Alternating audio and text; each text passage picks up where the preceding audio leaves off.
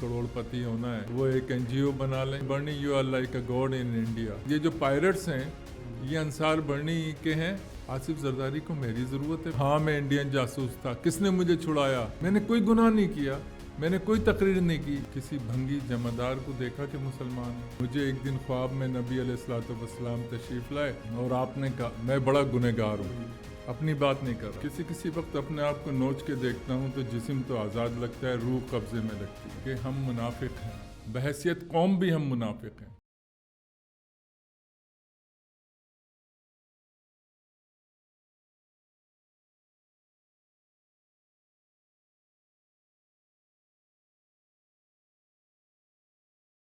आज पाकिस्तान को आज़ाद हुए 76 साल कंप्लीट हो चुके हैं और हमेशा हर साल हमने एक सवाल लाजमी सुना है, पाकिस्तान एक नाजुक सूरत हाल से गुजर रहा है। ये सवाल हम कब तक सुनते रहेंगे और इसके पीछे पीछे कौन सी एक ऐसी सूरत हाल है जो हमें पता नहीं है और हम अपने ड्राइंग रूम में बैठ के शायद वो डिस्कस भी नहीं करते हैं। पाकिस्तान किन किन मराइल से गुजरते हुए यहाँ तक पहुँचा है, उस पर बात करने के लिए आज हमारे पास एक बहुत ही स्पेशल गेस्ट मौजूद है। इनकी खिदमात और इनकी सर्विसेज के हवाले से अगर मैं बात करना चाहूँ तो वो एक अलग ही एक पूरा हमें पॉडकास्ट करना पड़ेगा। मैं बात कर रहा हूँ अंसार बर्नी साहब की। अस्सलाम वालेकुम सर, कैसे? वालेकुम अस्सलाम, अल्हम्दुलिल्लाह। सर पहला सवाल मैं आपसे, क्योंकि हम 14 अगस्त के ऊपर बात कर रहे हैं, क्या हम वाकई में आज़ाद हैं? किसी वक्त अपने आप को नोच के देखता हूँ तो जिस्म तो आज़ाद लगता है, रूह कब्जे में लगती है। रूह और इसकी सर रूह कब्ज़े, हम जिस जनरेशन के अंदर हम लोग जिस जनरेशन से मेरा वास्ता है उस जनरेशन के अंदर एक उम्मीद थी, आज वो उम्मीद ख़त्म होती जा रही है और हम देखते हैं रोज़ सुनने में आता है मैं जो है वो मुल्क छोड़ने के चक्कर में हूँ, मैं मोड़ जोड़ के जा रहा हूँ, मैं फैमिली को लेके मूव कर रहा हूँ। सर इसकी क्या आपको क्या वजह नज़र आती है जो हम क्या खो चुके हैं? देखिए, एक तो कुव्वत बर्दाश्त ख़त्म हो गई है, नंबर 1। नंबर 2 ये कि जितने बुत हमने पूजे वो सब धोखा निकले। रब को नहीं पूजा ना, बुतों को पूजा, उन लोगों को पूजा जिन्होंने हमेशा धोखा दिया, लोगों को पूजा जिन्होंने अपने आप को बहुत बदतर समझा, कौम से बड़ा समझा। और जब कौम ना रहे ना, हम नारा लगाते हैं इस परचम के साए तले हम एक हैं।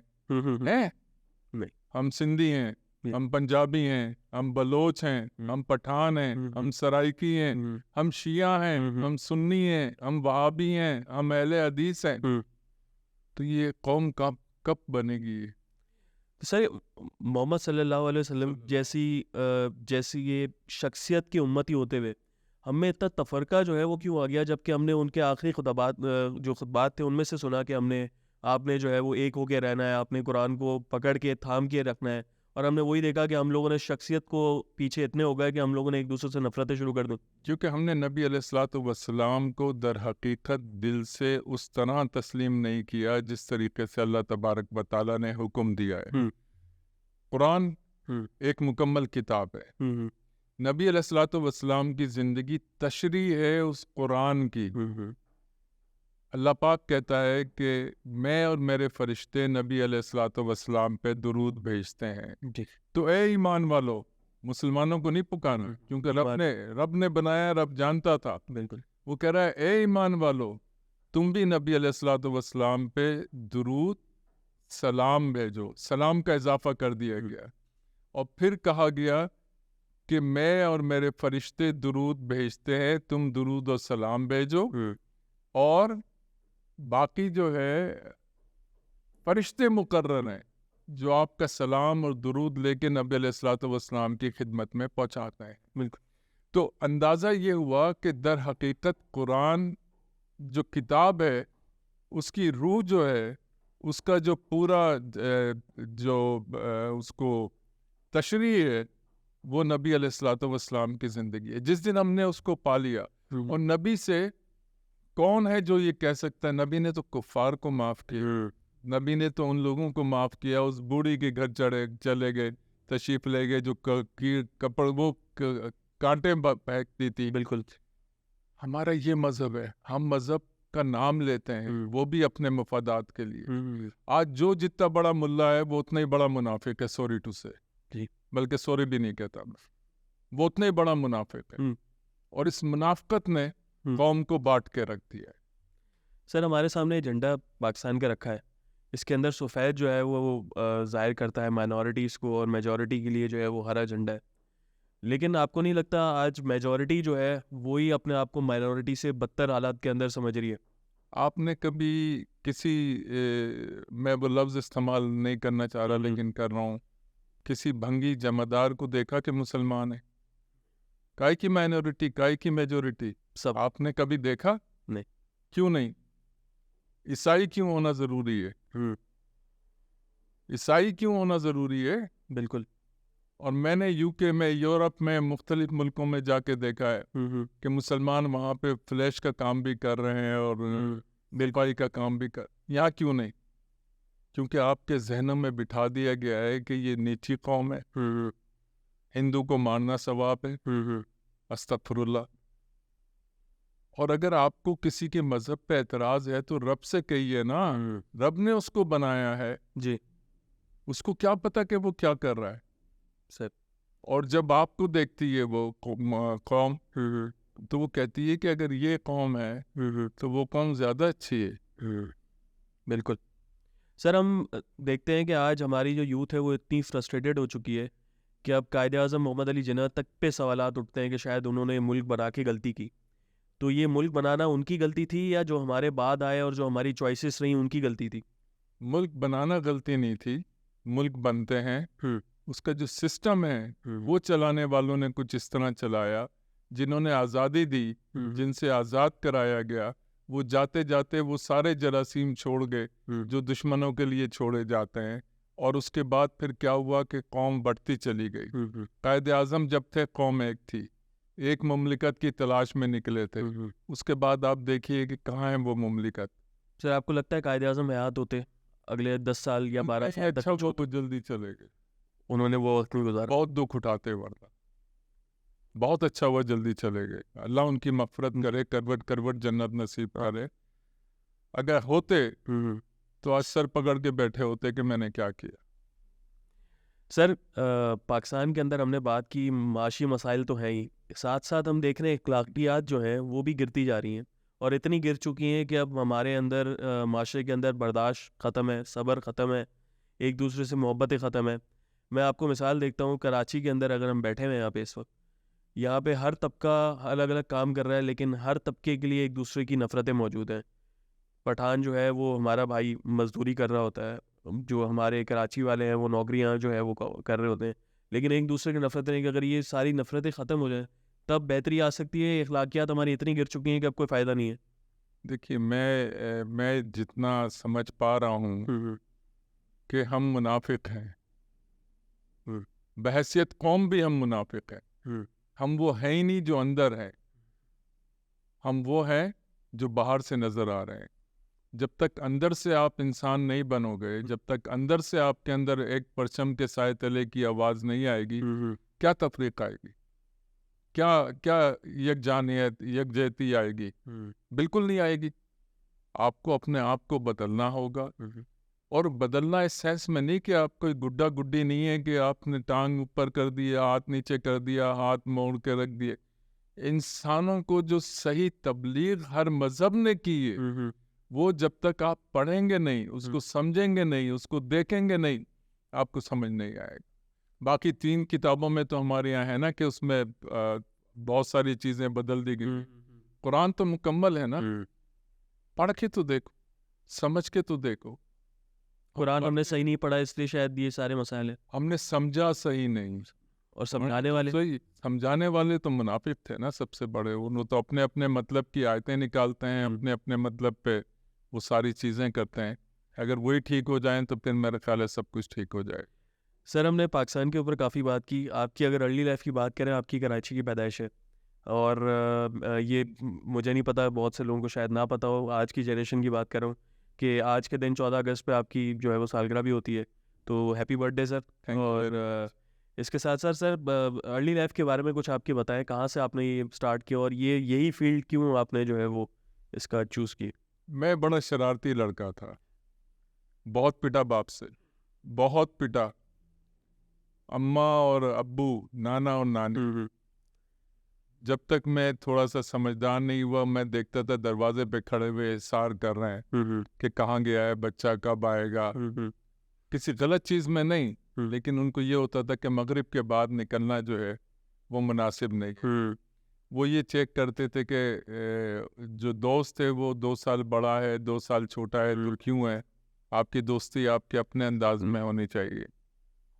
تو وہ وقت جب ہم نے دیکھا اور آج کا جو ہم وقت دیکھ رہے ہیں تو مجھے ایسا لگا کہ شاید والدین جو ہیں وہ والدین نہیں رہے جنہیں اپنے بچوں سے محبت, پیار, عشق ہوتا ہے.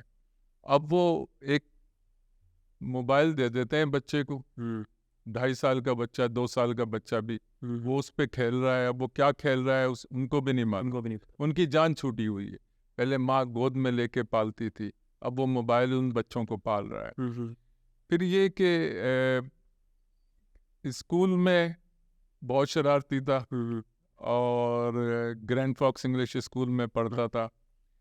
تو سزا جو ہمیں ملتی تھی وہ یہ ہوتی تھی کہ 3 بچوں کی بینچ ہوتی تھی, تو اس میں 2 لڑکیوں کے بیچ میں سزا کے طور پہ بٹھا دیا جاتا تھا. تو پھر سزا کرنے میں مزہ آنے لگا. صحیح. سزا میں پھر مزہ آنے لگا. خیر وہ تو بڑا اچھا وقت گزرا. اس کے بعد پھر میں ایک دن کسی کو ملنے 9th کلاس میں تھا, دوسرے اسکول میں گیا, گرین لینڈ اسکول گیا کہ دوپہر کو جائیں گے کہیں چائے وائے پئیں گے, گپ شپ لگائیں گے. تو وہاں مجھے شاہین مل گئیں. اچھا. اور 9th کلاس سے جو انہوں نے میرا پیچھا کیا ہے اب تک ہے. تو اب تک کیا, میں تو کہتا ہوں قیامت کے بعد بھی یہی ملے تو مجھے اب اتنا عادی ہو چکا ہوں. سر یہ محبت آج کل ختم ہو گئی ہے. آج کل جو ہے وہ 2-3 سال کی شادی کے بعد بولتے ہیں یار یہ میں کہاں پھنس گیا ہوں. اس کی وجہ ہے نا جی کہ جو ماحول ہے یعنی اپنے میکے کا بھی اور سسرال کا بھی جو ماحول ہے اس میں بڑی تبدیلیاں. پہلے بیٹی کو لاتے تھے اپنی بیٹی سمجھ کے, اب بیٹی کو بیٹی سمجھ کے نہیں لاتے. اب جہیز چاہیے ہوتا ہے, اب اس کی بہت ساری چیزیں آپ کو ناگوار. دیکھیں 2 انسان ہیں, 2 جسم ہیں, 2 روحیں ہیں, 2 دل ہیں, 2 دماغ ہیں, ایک وقت لگتا ہے. بالکل. اور پھر میں جس نتیجے پہ پہنچا ہوں کہ کسی ایک کو قربانی دینی پڑتی. قربانی اس سینس میں نہیں کہ آپ نے بڑا کوئی جنت کما لی, لیکن آپ کو کہیں نہ کہیں پھر کمپرومائز کرنا پڑتا ہے کہ بھئی آپ کو غصہ آ سکتا ہے تو اس کو بھی غصہ آ سکتا ہے, آپ ناراض ہو سکتے ہیں تو وہ بھی, تو آپ منا لو یار. اگر آپ نے عشق کیا ہے, محبت کی ہے, تو پھر آپ نفرت تو نہیں کر سکتے نا. وقتی غصہ آئے گا, آپ منا لو دونوں میں جس کو بھی اندازہ ہو کہ غلط. سر لیکن آج کل کی جنریشن جو ہے وہ تو پچھلوں کو جو ہے وہ کوستی ہے کہ جو ہے وہ پچھلوں کی خرابیوں کی وجہ سے آج ہم بھوگت رہے ہیں. لیکن آج ہم دیکھتے ہیں کہ پچھلوں کی جو زندگیاں تھیں جو ہم سنتے ہیں خاص طور پہ 60s اور 70s کے قصے, وہ تو ہمیں سنہرا دور لگتا ہے اور آج لگتا ہے کہ ہم جو ہے وہ پتہ نہیں کہاں کے پھنس گئے. میں اس میں ایک چھوٹی سی بات بتاؤں. میں چھوٹا سا تھا تو اپنے بچوں کو بھی میں بتاتا ہوں. جب میں چھوٹا سا تھا تو کلفی والے آتے تھے جی, اور اس زمانے میں ٹکا چلتا تھا, ایک گول ٹکا کہلاتا تھا. 1 روپے کا میرے خیال میں. نہیں 1 پیسہ. 1 پیسہ. 1 پیسہ. تو اگر 2 پیسے کی ہم نے کلفی خریدی ہے تو اس میں بھی تیسری چوتھی کلفی میں ٹکے نکل آتے تھے. اچھا. تو پھر مزید کلفی کھاتے تھے. تو اب 1 ٹکا آج کسی کو دیں تو وہ ہمیں مار کے پھینک دے گا کہ یار یہ کہیں اپنا آپ وہ کر لی. تو وہ وقت, اب میں یہ نہیں کہتا کہ اتنی ہی کمی ہونی چاہیے مہنگائی میں, لیکن جس حد تک بڑھ گئی ہے, پڑھا لکھا طبقہ ملک سے جانا چاہتا ہے, کمزور طبقہ جو ہے وہ غلط طریقوں سے کمانا چاہتا ہے. اب اس وقت کرپشن اور رشوت اس نہج پہ پہنچ چکی ہے کہ میں سوچتا ہوں کہ ہمارے دنیا سے جانے کے بعد کیا صورتحال ہوگی, کہاں تک پہنچے گی. لوگ کیا ایک دوسرے کو مارنا وہ تو شروع ہو چکے ہیں آلریڈی, لوٹ مار شروع ہو گئی ہے اور جاتے ہوئے مار کے بھی جا رہے ہیں. تو کیا ہوگا؟ اب سوال ہے کیا ہوگا. بالکل. اگر ہم نے اپنے آپ کو نہیں سنبھالا, خاص طور پہ نئی جنریشن جو ہے کہ رشوت کیونکہ ہمارا تو کام ہے, حلال سمجھتے ہیں, حلال سے بھی آگے سمجھتے ہیں کہ بھئی یہ ہمارا فرض ہے کہ ہمیں اس کو لیں. سر آپ کو نہیں لگتا کہ اب خواہشات اتنی بڑھ گئی ہیں کہ گزارا عام جو پہلی زندگی میں ہو جاتا تھا دال روٹی سے بھی گزارا ہو جاتا تھا وہ نہیں نہیں، خواہشات تو بڑھ گئی ہیں. آج ہماری ماسی کے پاس بھی موبائل فون ہے. وہ اگر چاہے تو یہی پیسے بچا لے، 500-600 روپے آپ مہینے کے ڈالتی ہوگی اس موبائل میں. بالکل. 600 میں کوئی آٹا لے لے، کوئی اور چیز لے لے. تو ہماری خواہشات بھی بڑھ گئی ہیں، اور کچھ ہم شاید انسان ہوتے ہوئے انسان بننے کی کوشش نہیں کر رہے. مجھے ایسا لگتا ہے. سر آپ نے انسانیت پہ اتنی زیادہ کام کیا ہے. میں بہت سے لوگوں کو اگین شاید نہ پتا ہو آج کی جنریشن کے حوالے سے کہ آپ پہلے جو ہے وہ پاکستانی تھے جن کو ستارہ امتیاز سول دیا گیا، اور اس کے ساتھ ساتھ میں 250 سے اوپر جو ہے وہ آپ کو ایوارڈز وغیرہ انٹرنیشنل لوکل دیے گئے. سر یہ اس کی شروعات کہاں سے ہوئی، اور وہ وہیں پہ ہم واپس جائیں گے کہ کہاں سے اس چیز کا آغاز شروع ہوا، یہ ویلفیئر کا کام ہوا ٹرسٹ؟ وہ بات رہ گئی واقعی. جی. میں بھی کہیں اور بہک گیا. جی. اسکول پھر ہم نے ضد کرنی شروع کی. باپ نے بڑا مارا کہ بھئی اس اسکول میں پڑھتے ہو، اس اسکول میں کیا، اس میں کیا سرخاب لگے. اب میں ان کو بتا نہیں سکتا تھا کہ بھئی سرخاب نظر آیا تھا تو اس کے لیے میں یہاں آنا چاہتا ہوں. صحیح. تو وہ وقت گزرتا رہا، ضد بڑھتی رہی. آخرکار انہوں نے کہا اچھا بھئی ٹھیک ہے. صحیح. تو اسکول میں آ گئے. جب اسکول میں آ گئے تو پھر ایک ہی کلاس تھی. کھیلنے کی کوشش کی تو گھر سے بھی پٹے، اسکول میں بھی. تو وہ پٹنے کی عادت اب اتنی ہو گئی ہے کہ جس دن غصہ نہ آئے بیوی کو تو اس کو غصہ دلایا جاتا ہے کہ ابھی غصہ کرو تاکہ وہ وقت یاد کروں. تو اسی میں ہم میٹرک میں تھے شاید 71. سوری سر آپ کی بات کاٹوں گا. میں ویورز کو بتانا چاہوں گا کہ اس وقت ہمارے اسٹوڈیو میں جو ہے وہ ان کی وائف ہی موجود ہے، اور وہ ان کے سامنے باتیں کہہ رہے ہیں، تو ان کی کیمسٹری آپ سمجھ سکتے ہیں. اور آج کی جو کیمسٹری ہم لوگ دیکھ رہے ہیں اپنے کپلس کے اندر، وہ کس طریقے کی ہے، وہ اس چیز سے آپ کنیکٹ کر سکتے ہیں. جی سر. تو اسی دوران 1971 کی وار ہو گئی. تو اچھا میرا یہ بچپن سے ہی عادت تھی، بلکہ میری ماں مجھ پہ شک کرتی تھی کہ یہ جادو اور یہ تعویذ گنڈے کرتا ہے. چیونٹیاں اچھا اگر میرے کمرے میں ہے تو میں چینی ڈال دیتا تھا. اچھا.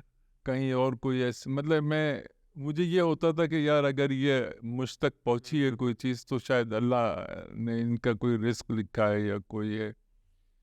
بہرحال 71 کی وار ہوئی تو میں بھی اس میں اسکول کا زمانہ تھا کہ میں سول ڈیفینس والوں کے پاس گیا. میں نے کہا میں اپنی سروس دینا چاہتا ہوں. تو انہوں نے کہا ٹھیک ہے تو آپ کیا کریں گے. میں نے کہا جب سائرن بجتا ہے تو میں لوگوں کو گھروں سے نکالوں گا اور ان کو خندقوں تک پہنچاؤں گا تاکہ وہ پناہ لے سکیں وہاں پہ. یا کہیں کوئی اور حادثہ ہو جاتا ہے یا گاڑیاں جو چل رہی ہیں ان کو تو سائرن کی آواز نہیں آ رہی، تو ان کو سڑک پہ روک کے کہہ سکتا ہوں کہ لائٹیں بند کر لیں. اور وہ میں نے کیا. اور پہلا ایوارڈ مجھے اس 71 کی جنگ میں ملا. ڈپٹی کمشنر ہوتے تھے اس زمانے میں، انہوں نے مجھے اعلیٰ کارکردگی کا ایوارڈ دیا. تو وہاں سے پھر وہ کچھ چیز دل میں آ گئی، آنے لگی. اور اسی دوران پھر مجھے اسٹوڈنٹ لیڈرشپ کا شوق ہوا کہ لوگوں کے مسائل حل ہوں، لڑکوں کے مسائل، لڑکیوں کے مسائل حل ہوں. تو اس میں جب اسٹوڈنٹ لیڈرشپ کا زمانہ آیا تو 77 کے اندر مجھے گرفتار کر لیا گیا ماشاء اللہ کے تحت. اچھا سر. اور 3 دفعہ جیل گیا اسی دور میں. اور انگوٹھے میں اور میرے گھٹنے میں بجلی کے کرنٹ دیے جاتے تھے. کہ ایک کیس مجھ پہ تھا کہ میں نے عبداللہ شاہ غازی کے مزار پہ تقریر کی ہے، جبکہ میں اس دن کراچی میں بھی موجود نہیں تھا. تو تقریر کہاں سے کروں گا، شاید میری روح آئی ہوگی تقریر کرنے یا کیا ہوا. اس طرح پھر بہت جیل میں بہت کچھ دیکھا. ایک دن عید کا دن تھا، جیل کھلی ہوتی ہے، کھلی سے مراد بیرکیں، جیل نہیں کھلی ہوتی، بیرکیں کھلی ہوتی ہے. اور وہاں سے ایک شخص جو ہے وہ ڈھونڈ رہا تھا کسی کو نا، جیسے اس کو راشا تھا جسم میں، اور تو اس طرح جا رہا تھا، تو میں نے اس کا ہاتھ تھام لیا. میں نے کہا کہاں جا رہے ہیں آپ؟ میں سمجھا کسی بیرک جا رہا ہوگا. تو کہنے لگا کہ بھٹو صاحب کو ملنا ہے. میں نے کہا بھٹو صاحب تو اس جیل سے دوسری جگہ جا چکے ہیں، تو وہ تو نہیں ہے، اگر آپ کسی اور کو ملنا چاہتے ہیں تو کہنے لگا کہ ان کے بھائی سے ملا دیں. ممتاز بھٹو بھی اس وہ بھی جیل میں صاحب بھی وہاں پہ تھے. تو میں نے کہا اچھا میں کسی کو دیکھتا ہوں، آپ کو ملا دیتا ہوں. تو میں ان کا ہاتھ پکڑ کے چلنے لگا. تو میرا بھی ہاتھ، ظاہر ہے کہ ان کا ہاتھ ہل رہا تھا تو میرا بھی ہلنے لگا. تو ٹو بی آنیسٹ مجھے ایسا لگا جیسے خدا نے ہاتھ تھام لیا.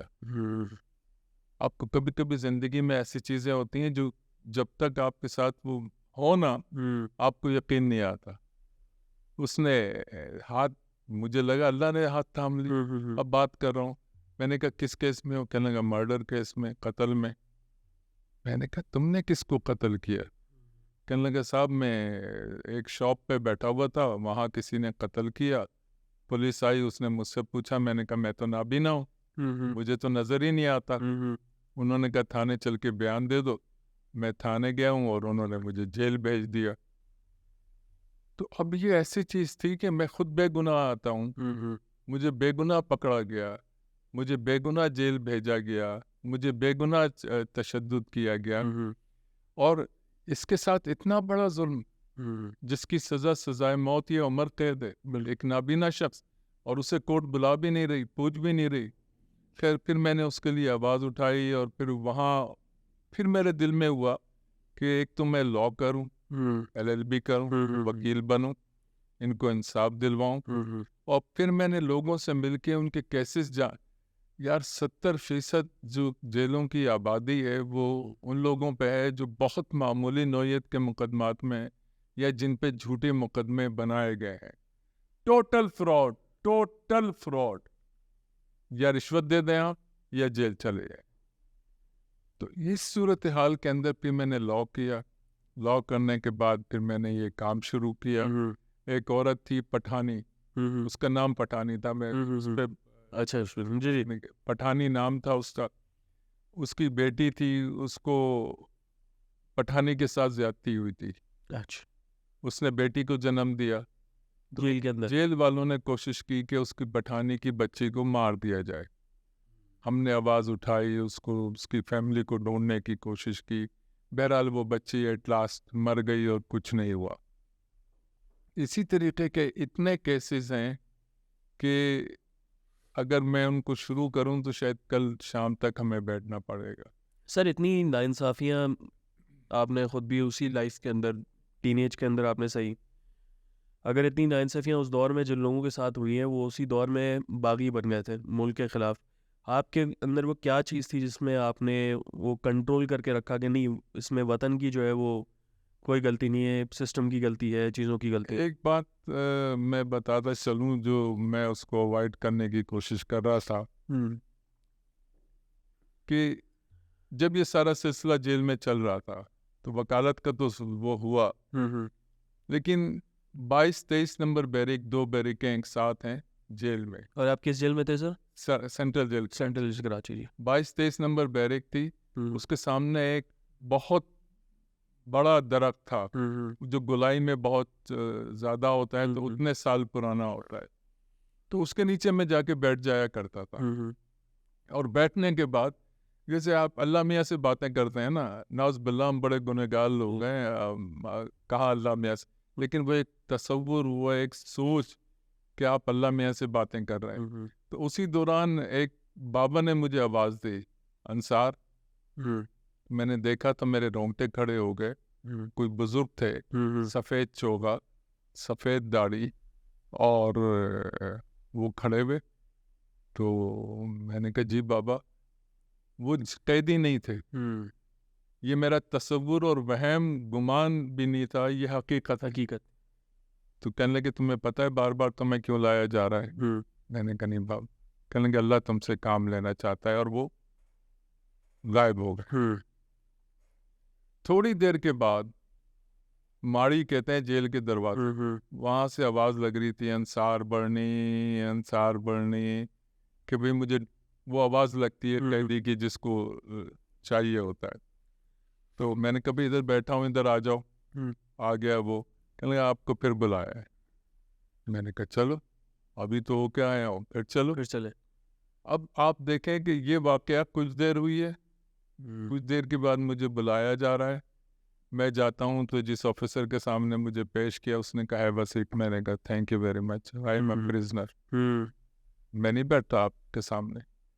تو اس نے کہا کہ نہیں on behalf of president and chief martial administrator, اور آپ غلط پکڑا آپ کو، یہ وہ فلانا. اب تو جو ہو چکا تھا وہ ہو چکا تھا، اور آپ کو آزاد کیا جاتا ہے، بری کیا جاتا ہے. میں نے کہا کہ بھائی دل میں آیا میرے کہ ایسا نہ ہو میں باہر نکلوں کہ میں آزاد ہو گیا ہوں اور یہ ٹھائیں گولیاں چلیں اور کہیں کہ جیل سے بھاگ رہا تھا تو ہم نے مار دیا. میں نے کہا نہیں، میں یہاں سے نہیں نکلوں گا، مجھے واپس جیل بھیجو، اور میں وہاں سے پھر اگر آپ رہا کرنا چاہتے ہیں تو ٹھیک ہے. یہ بھی کچھ چیز تھی جو کہیں زندگی کو، سسٹم کو تبدیل کر رہی تھی. اور پھر وہی ہوا کہ اس کے بعد رب نے جس طریقے سے نوازا ہے، جس طریقے سے لوگوں کی مدد ہوئی ہے، ہزاروں بچے، درجنوں نہیں، سینکڑوں نہیں، ہزاروں بچے جبری مشقت سے رہا کرائے گئے ہیں. میں نیٹ پہ دیکھ رہا تھا 21 لاکھ کے قریب، ہزاروں بچے. اور امریکہ کے اسٹیٹ ڈپارٹمنٹ نے اس کے بعد انٹرنیشنل ہیرو ڈکلیئر کیا ان بچوں کی آزادی کے اوپر. تو بات ایوارڈ کی نہیں ہے، ستارے امتیاز ملا، ہلال امتیاز ملا، پال ہارس فیلوشپ ایوارڈ ملا، اور پتہ نہیں کیا کیا کیا کیا کیا کیا. یہ ایوارڈ کوئی چیز نہیں ہے. آپ کی طاقت کو بڑھاتے ضرور ہیں، آپ کی قوت کو بڑھاتے ضرور ہیں، مگر ان کی کوئی اہمیت حیثیت نہیں ہے. جس لمحے آپ کسی کے آنسو پوچھ دیتے ہیں نا، اس سے بڑا ایوارڈ میں نے دنیا میں کوئی نہیں دیکھا. وہ جو فیلنگ آتی ہے، وہ جو فیلنگ آتی ہے. سر انصار بڑھنی ٹرسٹ کا جو ہے وہ کہاں سے سٹارٹ کیا آپ نے پھر اس کے بعد؟ تو ہم نے پھر پرزنرز ایڈ سوسائٹی بنائی. جی. اس دوران شادی بھی ہو گئی الحمدللہ. جس کو پسند کیا تھا اس کو گھر بھی لیا ہے. صحیح. بس یہ میں نے کہا کہ میں بیاہ جاتا تو اچھا تھا، بجائے اس کے کہ بیاہ کے لانے کے. تو وہاں شاید کچھ رحم ہوتا، یہاں تو رحم نام کی چیز ہی بند، دروازے ہی بند کر دیے گئے. آپ خود امپریزنمنٹ میں آ گئے. تو میں نے کہا وہ چھوٹی جیل، یہ تو بہت بڑی جیل ہے. تو وہاں ہم نے پرزنرز ایڈ سوسائٹی بنائی. یہ ساتھ تھیں، ہر چیز میں ساتھ تھے. اور آج جس جگہ بھی ہوں میں الحمدللہ اللہ کی ذات سے، نبی صلی اللہ علیہ وسلم کے صدقے وسیلے سے، اس میں ان کا بھی بہت بڑا ہاتھ ہے. بہت بڑا ہاتھ، کیا ہاتھ ہی ان کا ہے. تو پرزنرز ایڈ سوسائٹی میں پھر ہوا یہ کہ لوگوں نے مختلف علاقوں میں، پنجاب میں، KPK میں، بلوچستان میں اپنی اپنی پرزنرز ایڈ سوسائٹی بنانی شروع کر دیں، اور پرزنرز سے ملاقات کے لیے اور دوسرے طریقوں سے پیسے اکٹھے کرنے شروع کر دیے. لوگ ہمیں فون کرتے تھے کہ جی آپ کیا یہ کیا ہو رہا ہے. تو ہم نے پھر پرزنرز ایڈ سوسائٹی کو ختم کر کے اس کو انصار بڑھنی ٹرسٹ بنا دیا کہ یہ تو کوئی نہیں رکھ سکتا نا، کسی کے گھر میں اگر اس نام کا ہو تو رکھے گا. وہ اس سے پوچھا جا سکتا ہے کہ بھئی تم نے یہ کیسے رکھا. بالکل. تو یہ انصار بڑھنی ٹرسٹ بن گیا. پھر وہ کام بڑھتے بڑھتے بڑھتے بڑھتے بڑھتے بڑھتے مختلف ممالک تک پہنچا، مختلف جگہوں تک پہنچا، اپنے ملک میں بنا. پھر اب آپ دیکھیے کہ قدرت کا نظام. مجھے یاد آ گیا وہی جنرل محمد ضیاء الحق جن کی حکومت میں مجھے 3 دفعہ گرفتار کیا گیا، کرنٹ دیے گئے. بے گناہ شخص کو میں حلفاً کہہ سکتا ہوں کہ بے گناہ تھا میں. مجھے ایک دن فون آتا ہے کہ پریسیڈنٹ صاحب ملنا چاہتے ہیں. کراچی گورنر آوزہ ہوئے تھے، مجھے بلا کے میرے ساتھ انہوں نے تصویر کھنچوائی کہ you are doing a wonderful great job.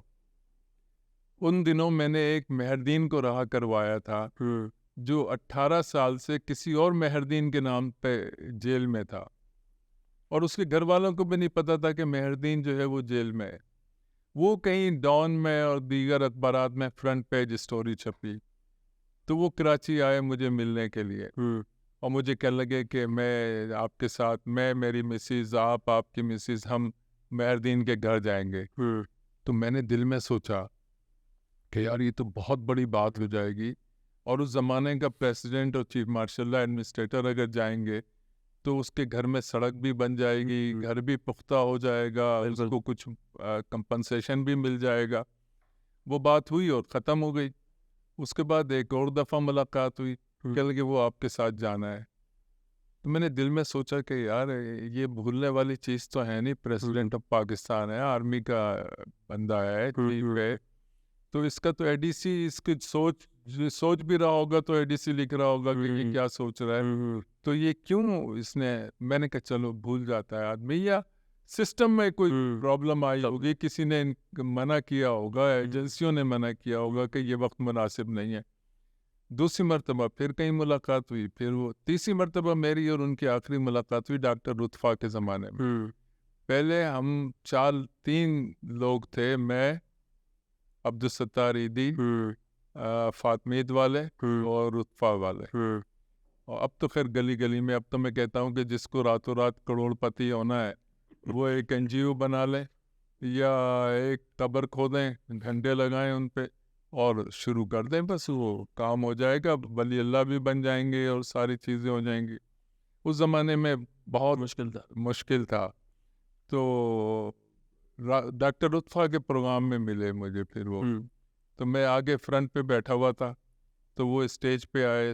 Stage پہ آنے کے بعد انہوں نے بیٹھے تو ان کی نظر مجھ پہ پڑی, تو وہیں سے انہوں نے وہ ان کا اپنا ایک ملنے کا تو ان کا انداز, میں کہتا ہوں اب تک کوئی نہیں اپنا سکا.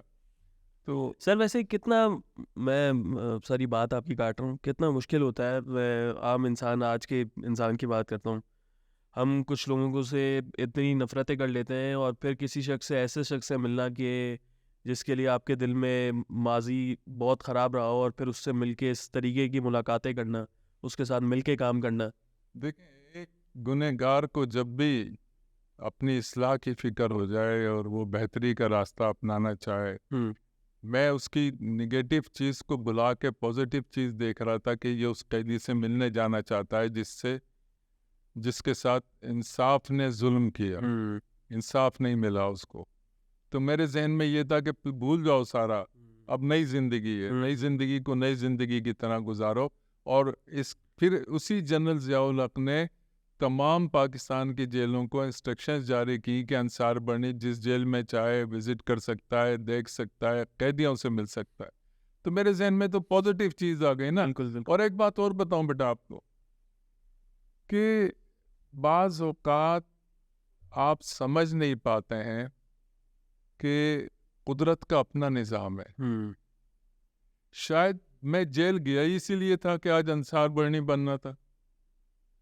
میں کیوں گیا میں جیل؟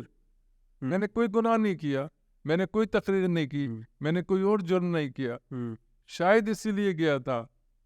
اور اسی شخص کے دور میں انصار بڑنی کو پھر انصار بڑنی کی پہچان بڑھنا شروع ہوئی, اور تمام جیلوں کو میں وزٹ کرتا تھا, جا کے ملتا تھا قیدیوں سے, ان کی رہائی کے سلسلے ہوتے تھے, ساری چیزیں ہوتی تھیں. تو بعض اوقات آپ کو پازیٹیو اس میں بھی جانا پڑتا ہے. اب بھی بہت ساری چیزیں, وہ تو آپ خود سمجھ سکتے ہیں کہ کیا کچھ ہو رہا ہے. سر آپ نے عدالتوں کی بات کی, انصاف کی بات کی. ہم دیکھتے ہیں کہ عدالت کے اوپر صرف اف کرنے پہ سوموٹو کیسز ہو جاتے ہیں. ابھی ہم ریسنٹلی دیکھ رہے ہیں, پچھلے ہفتے کی بات ہے کہ ایک جج کی بیوی نے جو ہے وہ ایک ملازمہ کے اوپر تشدد کیا, اور اس کی ہاسپٹل کے اندر کریٹیکل کنڈیشن ہے, اور اس کی وائف کو, جج کی وائف کو اب تک جو ہے وہ ریمانڈ کے اندر نہیں لیا گیا. اب لے لیا ہے. اچھا, گرفتار ہو گئی ہیں. تو سر یہ انصاف صرف جو ہے وہ انصاف کہاں پہ, کہیں کہاں ہے؟ تو یہ آنا ہے ذاتی کہ بس سوموٹو لینا ہے, میرے اوپر کوئی بات نہ کرے, باقی سب کے اوپر بات ہو جائے گی. بھٹو صاحب کو سزائے موت دی گئی. وہ ججز آج مانتے ہیں نا کہ کیوں دی تھی, لیکن معافی نہیں مانگی. معافی نہیں مانگی. آپ کی نظر میں سر, ہم پاکستان کے مسائل پہ بات کر رہے ہیں, تو سویلین دور بھی آپ نے دیکھے ہیں, آپ نے بدترین دور بھی دیکھے ہیں. آپ کے دور میں آپ کے حساب سے کس دور کے اندر زیادہ زیادتی ہوئی ہے؟ میں اچھے برے کی تو بات ہی نہیں کروں گا. بدترین دور میں بدترین دور. کچھ کام ہوتے تھے, ایک لیٹر کے اوپر فوری کاروائی ہوتی تھی, فوری ایکشن لیا جاتا تھا. آج تو اپنے اپنے مفادات ہیں, بلکہ میں نام نہیں لیتا. ایک وزیر اعظم, ان کے کھانے پہ میں اور شاہین گئے ہوئے تھے. وہ اپنے ساتھ 6 لوگ لائے تھے, اپنی بیوی, ان کی بیوی کے بقول کہ یہ 6 لوگ جو لایا ہے یہ اپنی تعریف کرانے کے لیے لایا ہے آپ کے پاس. ٹھیک ہے جی. تو اب تو صورتحال یہ ہے کہ ان کو اپنا اپنا سب کو ہے کہ میں لیکن میں سچی بات کروں گا کہ جنرل مشرف کا دور ہو یا ضیاء الحق کا دور ہو یا کوئی اور دور ہو, جتنے کام ان ادوار میں ہوئے ہیں وہ پبلسٹی کی حد تک تو سب نے کیے, مگر اس سے آگے کسی نے نہیں کیے. سر ہم 60s کے دور کی اگر بات کریں, 60s 70s کا دور چل رہا تھا ضیاء الحق کا, اس دور تک ہم نے دیکھا PIA پاکستان کا ادارہ بہت اچھا تھا, اسٹیل مل بہت اچھا تھا. پاکستان کو جو ہے وہ, بلکہ کراچی کو لوگ آیا کرتے تھے, یہاں پہ فارنرز وزٹ کرتے تھے. اس کے بعد آپ کے حساب سے کیا وہ ٹرننگ پوائنٹ تھا کہ پاکستان پھر تنزلی کی طرف جو ہے وہ بڑھتا گیا اور آج بالکل ہی, کیونکہ اب ہم پاکستانی نہیں رہے نا, ہماری سوچیں بدل گئیں, ہم اسلام سے بھی دور ہو گئے. میں یہ نہیں کہ ہندو کا مذہب نہیں ہے یا سکھ کا مذہب نہیں ہے یا عیسائی کا, میں اپنے مذہب کی جی بالکل, وہ بھی اپنے مذہب میں اگر رہیں تو وہ بہترین انسان اور بہترین انسانیت تو سب کے مذہب میں ہے, انسانیت ہر مذہب میں ہے, اور سارے مذہب اس کے ہیں, جتنے مذاہب ہیں وہ اسی کے بھیجے میں ہیں نا. بالکل انہی نبیوں کو مانا جا رہا ہے. صرف یہ ہے کہ میں نبی علیہ الصلوۃ والسلام پہ ایمان رکھتا ہوں, باقی دوسروں پہ رکھتے ہیں. تو اب ہم ٹو بی آنیسٹ انسان نہیں رہے, مفادات کا سوچتے ہیں, مفادات بھی حدوں سے پار, حدوں سے پار, ان کی کوئی حد نہیں ہے. اور جب حدیں نہ ہو تو پھر مسائل تو پیدا ہو جاتے ہیں. سر آپ نے پھر مشرف کے دور کے اندر فیڈرل منسٹر کا جو ہے وہ عہدہ بھی سنبھالا, وہ بائی چوائس تھا یا بائی؟ یار مجھے ستارے امتیاز جب ملا تو میں منچ سے باہر تھا, مجھے پتہ نہیں. مجھے فون آیا بھائی کا کہ مبارک ہو. میں نے کہا کیا ہوا؟ تو کہ جی آپ کو جب ہلال امتیاز ملا تب ملک سے باہر, تب میں سوڈان میں تھا یا پتہ نہیں کہا تھا, فون آیا کہ بھائی مبارک ہو. میں اپنے گھر کے دروازے پہ گاڑی میں تھا کہ ڈور کھلے تو گاڑی اندر لے جاؤں, تو مجھے فون آیا کہ آپ نے پرسوں حلف اٹھانا ہے. تو میری زندگی میں جو چیز بھی ہے وہ رب کی طرف سے ہے. اور اس زمانے کی بھی ایک قصہ سنا دیتا ہوں کہ میں اور میری بیوی شاہین ہم جیل وزٹ کر رہے تھے, لگپت جیل. تو قیدیوں سے ملاقات کر کے 10 دسمبر کو وہ ہوتا ہے انسانی حقوق کا دن ہوتا ہے. تو 10 دسمبر آ رہی تھی تو میرے سیکریٹری نے کہا کہ صاحب 5 اسٹار ہوٹل میں پروگرام بنا رہے ہیں ہیومن رائٹس ڈے کا. میں نے کہا human rights day 5 star hotel منائی جائے گی؟ میں نے کہا تمہیں اس وقت چریا پاگل وزیر ملا ہوا ہے, وہ وزیر اور ہوں گے کہ جو وہاں پہ ہیومن رائٹس ڈے مناتے ہوں گے. جو پیسے ہیں ان کے کپڑے خریدو, کھانا بنواؤ اور جیلوں میں تقسیم ہوگا. تو ہم اسی حساب سے جا رہے تھے. تو میں نے کہا کہ ہم ایسا کرتے ہیں کہ پاکستان میں بے پناہ زیادتیاں ہیں, بے پناہ زیادتیاں ہیں. بالکل. تو جو سزائے موت کے قیدی ہیں اور 5 سال سے زیادہ سزائے موت کی کوٹری میں گزار چکے ہیں, جو سزائے موت کی کوٹری اس زمانے میں ہوتی تھی اس میں چھوٹا سا کمرہ ہوتا تھا, 3 لوگوں کی جگہ میں 5 7 10 تک لوگ اس میں رہتے تھے, اور سر سے سر ٹکرا کے اس طریقے سے بیٹھ کے سوتے تھے رات کو. تو ان حالات میں وہ رہتے تھے, 23.5 گھنٹے بند رہتے تھے. 23.5 گھنٹے کے بعد انہیں باہر نکالا جاتا تھا. 2 پتھر رکھے ہوتے تھے, ان سب کی گندگی اور غلاظت ان میں 23.5 گھنٹے وہاں پڑی رہتی تھی. تو میں نے کہا یار 5 سال بھی بہت ہے سزائے موت کی کوٹری میں, یا تو آپ ان کو سزائے موت دے دیتے نا, میری کوئی ہمدردی نہیں تھی، لیکن آپ 5 سال بھی اگر رکھتے ہیں تو بہت بڑا وقت ہے، اور اس زمانے میں عمر قید 14 سال ہوتی تھی. تو میں نے کہا ان سب کی میں ڈیٹیل لے کے پریزیڈنٹ کو ریکویسٹ کروں گا کہ ان کو عمر قید میں بدل دیں، معافی بھی نہیں، کیونکہ جن کے گھر سے لوگ گئے ہیں اس میں مجھے، تو میں نے کہا ان کی عمر قید ہو جائے. ایک بندہ ملتا ہے، کیا نام ہے تمہارا؟ تو اس نے اپنا نام مسلمانوں والا بتایا.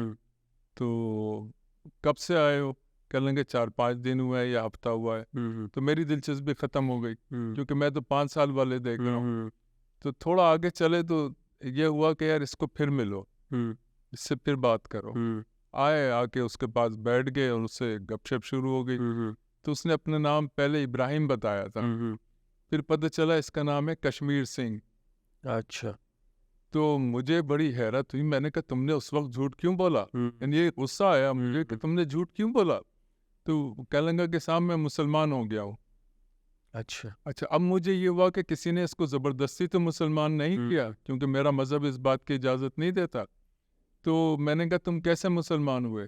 کہنے لگا کہ مجھے ایک دن خواب میں نبی علیہ الصلوۃ والسلام تشریف لائے، اور آپ نے کہا، میں بڑا گنہگار ہوں، اپنی بات نہیں کر رہا، نبی صلی اللہ علیہ وسلم کا خواب اس کا سنا رہا ہوں کہ ایک فرشتہ آئے گا تمہیں جیل توڑ کے لے کے چلا جائے گا، راہ کرا کے چلا جائے، تمہیں راہ کرا دے گا. اب اس کو کوئی 28-30 سال سے تھا یہ وہاں پہ.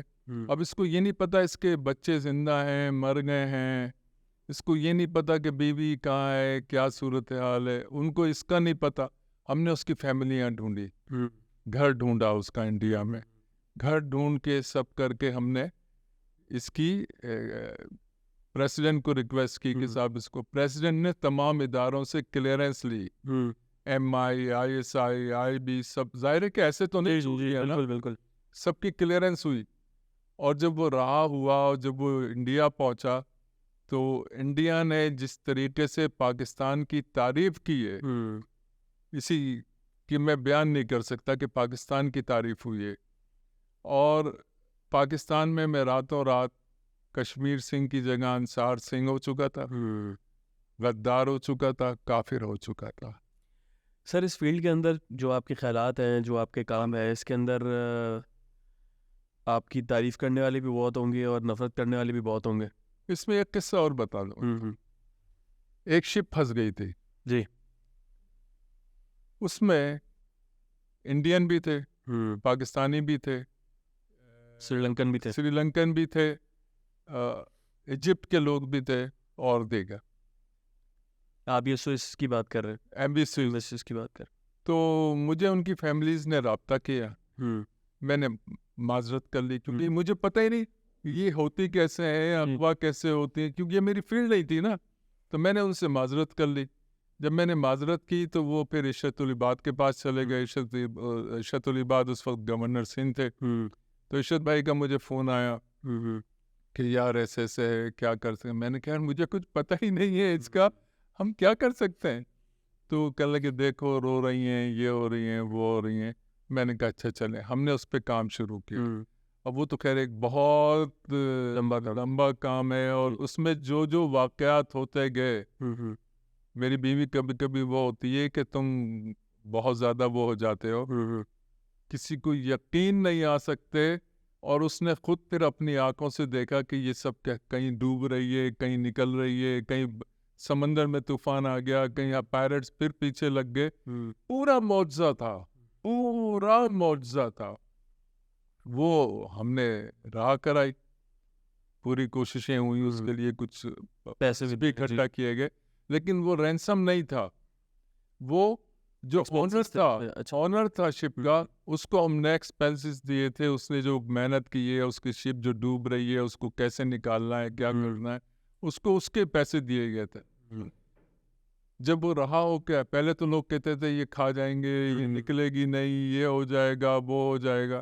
اور جب وہ نکلی ہے تو میرے خلاف ایک پروپیگنڈا شروع کیا گیا، کیونکہ انڈیا نے کہا، نعوذ باللہ توبہ استغفار، میں ان کے گوڈ کی بات کر رہا ہوں، میرا تو اللہ ہے، کہ mister Bernie you are like a god in India. کتنا بڑا پاکستان کے لیے اعزاز ہے، کتنا بڑا اعزاز ہے پاکستان کے لیے. اور میرے ملک میں میرے ساتھ کیا ہو رہا ہے. آصف زرداری صاحب کی تصویر، ہوں ریاض ملک صاحب کی تصویر، ہوں انصار برنی کی تصویر ہوں JIT لکھ کے چلائی جا رہی ہے، اور خوب چلی خوب چلی خوب چلی. ایک دفعہ تو میں نے بھی کہا کہیں واقعی ایسا تو نہیں ہے کہ جی یہ جو پائرٹس ہیں ہوں یہ انصار برنی کے ہیں، انصار برنی شپ اغوا کرواتا ہے، ہوں اس کے بعد ریاض ملک آ کے پیسے دیتا ہے اور یہ آصف زرداری کو دے آتا ہے. آصف زرداری کو میری ضرورت ہے پیسے لینے کے لیے، یا ریاض ملک مجھے آ کے پاگل ہے جو مجھے دے گا؟ ٹھیک ہے. اور اتنی چلی کہ جس کی کوئی انتہا نہیں. ہوں تو ہمارے یہاں یہ صلہ ملتا ہے. سر یہ صلہ دینے والے عام عوام ہوتی ہے، ان کے پیچھے بھی کچھ لوگ ہیں؟ ان کے پیچھے لوگ ہوتے ہیں. آپ نے انڈیا کی بات کی، سربجیت سنگھ کے اندر آپ نے کیس کے اوپر کافی ہیلپ کی، آپ نے اپنی طرف سے پوری کوشش کی، لیکن اس کے باوجود جو جیل میں ہوا، جو الزام بھی الزام آیا، الزام پھر انڈیا میں آپ انہی کی بہن نے آپ کے اوپر الزام لگائے، انڈین میڈیا کے اوپر کافی الزامات لگے. بالکل ایک دفعہ لگے. جی. اس کا جو سربجیت کا کیس تھا اس کے اندر میں نے اس کی رہائی کے لیے کوشش نہیں کی. میں نے یہ کہا کہ ایک طویل عرصہ گزر چکا ہے تو اس کی ڈیتھ سینٹنس کو کنورٹ کر دیا جائے لائف امپریزمنٹ میں، اور اس کی بہن میرے نام پہ وہاں پہ چندہ لیتی رہی. اب تو وہ مر گئی ہے، اب جی. اس کا رب جانے اور وہ جانے.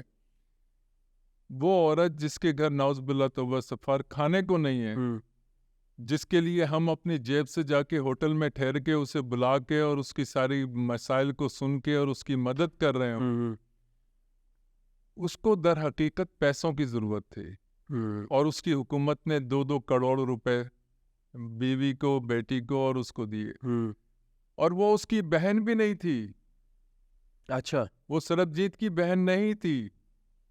وہ جو بیٹی جس کو لے کے چلتی ہے وہ بھی کہا جا رہا ہے کہ اس کی بیٹی نہیں ہے، اور ان کا کیس کورٹ میں گیا.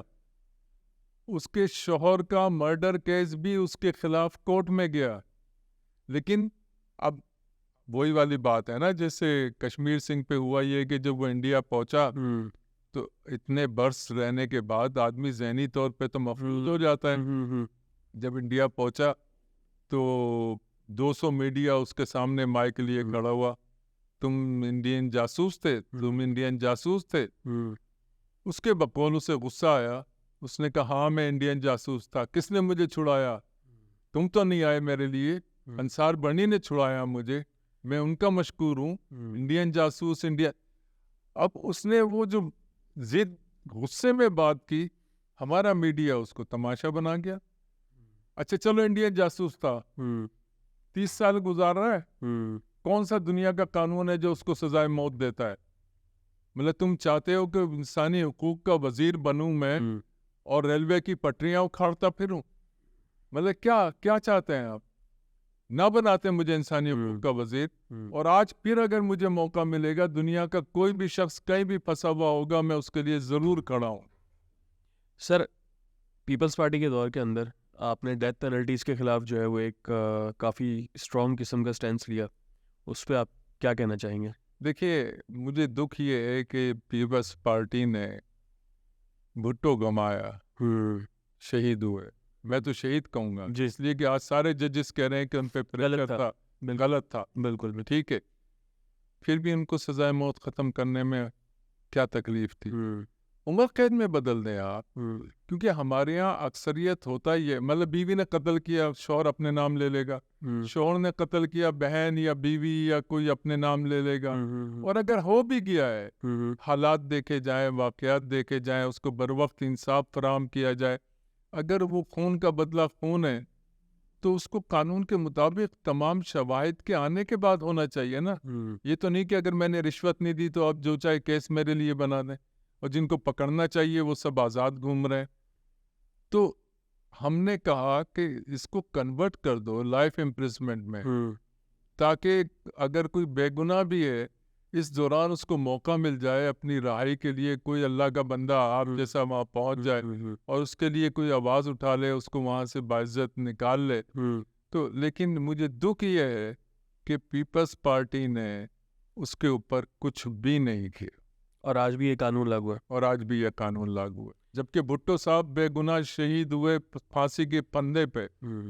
آپ کو لگتا ہے یہ جس پہ ہم ڈیتھ پینلٹیز کی بات کر رہے ہیں، اسلامی قانون کے حساب سے یہ چیز جو آپ کہہ رہے ہیں اس سے یہ مختلف ہے؟ جو اسلام ہمیں کہتا ہے وہ یہ ہے کہ خون بہا. اگر وہ قاتل ہے تو جی تصدیق کہاں ہوگی؟ ان عدالتوں میں، ان کو جہاں پہ انصاف نہیں ملتا. جہاں انصاف نہیں ملتا، جہاں سیڑھی چڑھتے چڑھتے آپ کا اتنا بک چکے ہوتے ہیں آپ کہ آپ کے گھر والوں پہ ادار چڑھ چکا ہوتا ہے، وہاں ان عدالتوں سے سزائے موت کو آپ موت دیں گے؟ سر آپ کو لگتا ہے کبھی یہاں کا انصاف ہو پائے گا؟ کبھی نہیں ہوگا. اور اس کی وجہ کیا ہے؟ کیونکہ وہ سارا جو بگڑا ہوا نظام ہے اگلے 10 سال تک تو مجھے کچھ ٹھیک ہوتا ہوا نظر نہیں آ رہا. یعنی کہ ہماری اگلی جنریشن نے بھی یہ بھگتنا ہے. لگتا تو یہ اللہ نہ کرے، لیکن لگتا تو یہ. سر کراچی کے اندر ہم بیٹھے ہوئے ہیں، کراچی سے آپ کا بھی تعلق ہے، میرا بھی تعلق ہے. کراچی کے اندر ایک کانسیپٹ ہے کہ کراچی کے اندر جو چیریٹی کا کام ہوتا ہے وہ صرف کراچی کے اندر رہتا ہے. نہیں، غلط، بالکل غلط. یہ ایک شوشہ ہے، اور پولیٹیکل شوشہ ہے. پولیٹیکل بھی نان پولیٹیکل بھی، دونوں شوشے ہیں. جس طریقے سے آج کل میں دیکھتا ہوں بڑے بڑے میسیجز چل رہے ہوتے ہیں کہ اتنے کروڑ لوگوں کو ہم روزانہ کھانا کھلا رہے ہیں، اور وہ کروڑ لوگ مجھے تو آج تک نظر نہیں آئے کہ اگر 10 آرگنائزیشن یا 12 آرگنائزیشن یہ دعویٰ کر رہی ہیں تو پاکستان میں تو کوئی قریب رہا ہی نہیں. 20 کروڑ جو ہے وہ راشن کی پیکٹیں جا رہی ہیں، اور 20 کروڑ کو کھانا مل رہا ہے، اور 20 کروڑ کا علاج ہو رہا ہے. تو پھر یہ سب کیا ہے؟ تو میں اپنا مثال دے سکتا ہوں کہ مجھے جو سب سے پہلی ڈونیشن شروع ہوئی تھی وہ پنجاب سے شروع ہوئی. پہلے سب سے پہلی ڈونیشنز چیریٹی کا ہمارے یہاں شور بہت زیادہ ہے. وہاں میں نے دیکھا ہے کہ وہاں چپ کے کام ہو رہا ہوتا ہے. انہوں نے دے دیا آپ کو پیسے، یار اب آپ جانو آپ کا کام. یہاں بھی ہے، ایسا نہیں کہ یہاں نہیں ہے، یہاں بھی ہے. لیکن میرا تجربہ جو ہے وہ یہ رہا کہ پنجاب سے. یہ سوال میں نے آپ سے اس لیے پوچھا کہ میں ریسنٹلی بھی اسکردو میں ایک جگہ میں پھنس گئے تھے لینڈ سلائڈنگ کے اندر. تو وہاں پہ 6 گھنٹے کے اندر گورنمنٹ تو کبھی بھی نہیں پہنچی، نہ ہی گورنمنٹ کا کوئی ادارہ پہنچا، نہ وہ پہنچے جو سڑک کے بناتے ہیں. لیکن وہاں کے لوکلز جو تھے انہوں نے 15 منٹ بھی نہیں لگائے اور وہ کھانا پینا لے کے آ گئے کہ اگر کچھ چاہیے. سر اسٹریٹ کے اوپر کراچی کے اندر جو بات چیت ہوتی ہے، یہ ہم لوگ دیکھ رہے ہوتے ہیں، کھانا پینا مل رہا ہوتا ہے جو آپ نے بھی بات کی. اور کھانا اگر ہم کراچی کی کسی بھی سڑک پہ جائیں وہاں پہ بریانی، قورمے، ٹکے، ایسے کھانے بٹ رہے ہوتے ہیں جو شاید ہم لوگ بھی گھروں میں روز نہیں کھا رہے ہوتے. تو آپ کو نہیں لگتا ہے کرائم کو مزید اضافہ دے رہا ہے؟ دیکھیے، مطلب ایک کرمنل کو کوئی ضرورت نہیں. مجھے اور آپ کو بھوک لگی ہے، اور اگر کسی نے شامیانہ لگا کے چپکے سے جگہ بنائی ہوئی تو میں اور آپ بھی لوگوں کو دیکھ کے چھپ کے چلے جائیں گے، کچھ کھا لیں گے. لیکن ابھی میں یہ دیکھ رہا ہوں کہ پبلسٹی زیادہ ہو گئی ہے، تماشا زیادہ لگ گیا ہے. کرمنلز کھانا کھا رہے ہیں اور شریف عوام گھر میں بھوکی مر رہی ہے. مطلب آپ کو کھانا کھلانا ہے یا تو کوئی شرافت کا طریقہ اپنا لیں یا ان کے گھروں تک پہنچا دیں. تو اور کہیں بھی مجھے 20-25 سے زیادہ یا 100 سے زیادہ آدمی نظر نہیں آئے کہیں بھی کھانا کھاتے ہوئے. لیکن اگلے دن میں نے دیکھا کہ اتنے لاکھ لوگ کھانا کھا رہے تھے، اتنے ہزاروں لوگ کھانا کھا رہے تھے. یہ مجھے پتہ نہیں وہ کہاں چھپے ہوئے کھانا کھا رہے تھے، میں بھی دیکھ لیتا تو اچھا لگتا مجھے. تو یہ ایک، بلکہ میں ایک قصہ سنا دیتا ہوں. ابھی ہم اسلام آباد میں تھے تو سگنل پہ رکے تو 5-6-7 بچیاں اور بچے آ گئے اور انہوں نے آ کے شیشہ کھٹکھٹایا اور مانگنا شروع کر دیا. تو میری مسز نے شیشہ نیچے کیا، انہوں نے کہا میں ویڈیو بناؤں ان کی. رات 11-11:30 بجے یہ بچے یہاں کہاں سے آئے؟ ویڈیو بنانے لگی تو انہوں نے برا بھلا کہا اور انہوں نے اس میں سے ایک نے ڈنڈی کھینچ کے ان کے اوپر ماری. اگر خون اور چشمہ نہ ہوتا تو ان کی ناک یا آنکھوں کو نقصان پہنچتا ہے. یہ کرمنلز ہیں، یہ کرمنلز ہیں. نمبر 1. نمبر 2 یہ کہ آپ فقیر کیوں بنا رہے ہو؟ بے نظیر اسکیم، شریف اسکیم اور انصاف اسکیم، یار انڈسٹریز بناؤ, ان کو آپ فقیر کیوں بنا رہے ہو؟ آپ خود ان کو فقیر بنا رہے ہو. کیوں آپ کو 2,500 3,000 روپے مہینہ مل رہا ہے؟ کس بات کا مل رہا ہے؟ جب مجھے بیٹھ کے گھر میں 2,500-3,000 اور 4 لوگوں کے نام کا 10-15 ہزار مل رہا ہے تو میں پاگل ہوں؟ میں کوئی کام کروں گا؟ آپ فیکٹریاں لگائیں, آپ کمپنیاں بنائیں, آپ لوگوں کو روزگار دیں اور پاکستان کو اس کے پاؤں پہ کھڑا کریں. آپ کو ووٹ چاہیے؟ ابھی جو میں اشتہار دیکھ رہا ہوں میڈیا پہ جو 2-3 پارٹیوں کے چل رہے ہیں, کوئی پروگرام ہی نہیں آ رہا سوائے ان اشتہاروں کے. اور جو چیز دکھائی جا رہی ہے اس سے تو ایسا لگ رہا ہے کہ پاکستان تو بہت امیر ترین کبیر ترین ملک ہے بھائی. اور پچھلے ہفتے لاکھوں لیپ ٹاپ بانٹے گئے ہیں. لاکھوں لیپ ٹاپ کس بات کے؟ کس بات کے؟ مطلب آپ کو جب جاب ہی نہیں ہے آپ فیکٹریاں بنا دیتے, آپ ان کو جاب دیتے, آپ ان کو انسان بناتے, ان کی بہتر تربیت کرتے. آپ فقیر بنا رہے ہو. یونیورسٹیز کی فیس لاکھوں روپے ہے لیکن لیپ ٹاپ لاکھوں روپے کے دیے جا رہے ہیں. اور یہ پیسہ جو آپ کو ملا ہے یہ ادھار ملا ہے, بمے سود کے آپ نے لوٹانا ہے, اس کو آپ بانٹ رہے ہو. بانٹ کیوں رہے ہو؟ فیکٹریاں لگا دو یار, ان کو کہیں جاب دے دو, بہتر جاب دے دو. آپ کر کے جائیے, یہ لیپ ٹاپ لے لیجئے, جائیے ذرا جاب ڈھونڈ لیجئے. پھر تو وہ شخص, وہ بچہ پھر دہشت گرد نہیں بنے گا تو کیا بنے گا؟ ایک لیپ ٹاپ میں آپ نے اس کی زندگی کو تباہ کر دیا. مطلب یہ ایسی بات ہے کسی صحرا کے اندر جو ہے وہ آپ نے بڑا سپر مارکیٹ بنا دیا, لینے والا کوئی ہے نہیں. والا کوئی ہے نہیں. سر اسٹریٹ بیگرز جو ہے اس پہ ہم بات کر رہے تھے, یہ مافیا ہے یا مافیا ہے؟ مافیا. اور اس کے پیچھے کون لوگ ہیں؟ اس کے پیچھے بہت بڑے بڑے لوگ ہیں. آپ ابھی نکلیے, کسی بچے کو وہاں سے ہٹا کے دیکھیے, 4 لوگ ابھی آپ کے پولیس جا کے رپورٹ کر کے دیکھ لیجئے, آپ کے خلاف پرچہ ہو جائے گا. اور اس کا کیا حل آپ کی نظر میں ہے؟ اس کا حل یہ ہے کہ جو اصل ملزمان ہیں, مثلا میں نے ابھی کسی ہیڈ سے ڈسکس کیا نارکوٹکس کے اوپر. میں نے ان کو کہا کہ میں نے یہ جتنی جیلوں کا وزٹ کیا ہے, میں نے اس میں جتنے لوگ ڈھونڈے ہیں, پائے ہیں, وہ لوگ ہیں جن کے گھروں میں کھانے کا بھی نہیں ہے. بعض لوگ ہمارے یہاں آ کے مہینہ لے کے جاتے ہیں کہ کھانے کا گزارا ہو جائے. ایک ڈرائیور کو کیا پتا کہ مالک نے گاڑی میں کیا چیز رکھی ہے, وہ تو سیدھا سیدھا چلا جا رہا ہے. مالک کوئی پکڑ نہیں رہے, آپ ٹرک کا جو اصل ملزم ہے اس کو آپ پکڑ نہیں رہے. غریبوں کو پکڑ کے جیلوں میں ڈال دیتے ہو یار. کھانا پوری کر دی اور انٹرنیشنل میں آپ کو پیسے ملنے شروع ہو گئے ڈرگس کے خلاف. تو یہ دھوکہ آپ اپنے آپ کو بھی دے رہے ہو, ملک کو بھی دے رہے ہو, اور ان انٹرنیشنل آرگنائزیشنوں کو بھی دے رہے ہو. تو کوئی پکڑا گیا ہے ابھی تک؟ سر ایک گریجویٹ نکلتا ہے یونیورسٹی سے پاس ہو کے, اس کی تنخواہ 25,000 سے بھی کم ہوتی ہے. آج کے دور کی بات کر رہا ہوں. اور یہی ایک میں بات کرتا ہوں انہی اسٹریٹ بیگرز کی. ان کے 4-4 5-5 بچے جو ہے وہ ایک ہی سڑک پہ کام کر رہے ہیں, ماہانہ تو یہ لاکھوں روپے ہم سے زیادہ کما رہے ہیں. تو ایک بندہ جو ہے وہ بیگر زیادہ بننا پسند کرے گا, وہ کہے گا کیا کرنا. تو فیض بوش تو گیا. ان حالات میں جن سے ہم گزر رہے ہیں وہ بیگر بننا ہی پسند کرے گا.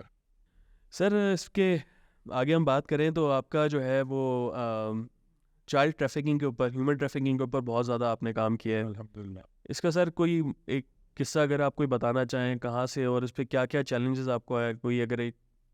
دیکھیے ہیومن ٹریفکنگ ایک بہت بڑا اڈا بن چکا ہے, اور لوگ تنگ بھی ہیں. اور ہوتا کیا ہے, میں لوگوں کی جاگ کے لیے آپ کے پروگرام کے ذریعے بتانا چاہتا ہوں کہ مثلاً 20 لوگ کسی گاؤں سے نکلے اور ان میں سے کچھ ڈوب گئے, کچھ مار دیے گئے, 2 3 4 جو ہیں وہ پہنچ گئے اپنی منزل پہ. اب وہ جو 2 3 4 پہنچے ہیں انہوں نے وہاں پیسے کما کے جو بھیجنے شروع کیے ہیں, تو گوبر جہاں پڑا ہوا ہے, جہاں جانوروں کی گندگی پڑی ہوئی ہے, وہاں ایک کمرہ بننا شروع ہو گیا. اور اگر زیادہ پیسے ان کے پاس آنے شروع ہوئے, بھیجنے شروع ہوئے, تو بہتر گھر بننا شروع ہو گیا. اب اس علاقے کا جو لڑکا ہے یا لڑکی ہے وہ اس میں ہے کہ یہ باہر گیا, وہ یہ نہیں دیکھ رہی کہ 20 لوگ مار دیے گئے, وہ یہ دیکھ رہا ہے کہ یہ گھر بننا شروع ہو گئے. اس حوث میں بہت کچھ ہو رہا ہے اور دھوکے اتنے مل رہے ہیں. ابھی میں آپ کو بتاؤں کہ ایک خلیجی ملک میں ہم نے جو لڑکیاں ہیں یہاں سے دھوکہ دے کے لے جاتے تھے اور وہاں ان کو پروسٹیٹیوٹس بنا دیتے تھے, وہ وہاں سے نکالی. اب وہ گھر جانے کو تیار نہیں ہے, کس منہ سے گھر جائیں گے؟ تو یہ جو دھوکہ مل رہا ہے نا, 20 لوگ ڈوبتے ہوئے مرتے ہوئے نظر نہیں آ رہے. ابھی بھی لیبیا کے اندر سینکڑوں پاکستانی جو ہے وہ چھپے ہوئے ہیں کہ ان کو موقع ملے اور وہ یورپ کی طرف جائے. اچھا, پھر ہم یورپ سے تو شکایت کر رہے ہیں کہ مار دیا. یار قانون بھی تو کوئی چیز ہے. آپ کے گھر میں اگر کوئی آئے گا اور جا کیسے رہے؟ بارڈر سے نا. بارڈر کس کی ذمہ داری ہے؟ تو یہ جو پیسہ لے رہے ہیں ایجنٹ, تو وہ کہاں تک جا رہا ہوگا؟ عدالتوں سے فوری ضمانتیں بھی ہو رہی ہیں ایجنٹوں کی. سر لیکن یہ ہیومن ٹریفکنگ کا کام تو پاکستان میں رہ کے بھی بہت لوگ کر رہے ہیں. کہاں کر رہے ہیں؟ میں اگر بات کروں لڑکیوں کی, تو یہاں پہ بہت سے ایسے پاکستان کے اندر بھی ایسے بہت سے یتیم خانے ہیں جو اس طریقے سے کام کر رہے ہیں. اچھا جی بالکل ہیں. بلکہ یہ عموماً جو بچے اڈاپشن کے لیے دیے جاتے ہیں یہ کہیں نہ کہیں تو پیدا ہو رہے ہیں نا, تو آپ کی عیاشی بھی ہو رہی ہے اور بچوں کو بیچنے کی کمائی بھی ہو رہی ہے. سر یہ جتنا بھی میں ابھی تک ہم نے جتنی بھی بات کی اس میں ایک چیز سمجھ پایا ہوں کہ کسی بھی چیز کی جو کنیکٹیوٹی ہے وہ پیچھے جا کے ہوس کے اوپر ہے, یا پہ اخلاقیات کا جو ہمارا تنزل ہے وہ ہم لوگ بھول چکے ہیں سر. جی وہ بھی ہوس کا ہی پارٹ ہے نا. اب وہ بچیاں جو کبھی کالج جاتی تھیں, وہ بچیاں اب کالج کے بہانے کہیں اور جانے لگی.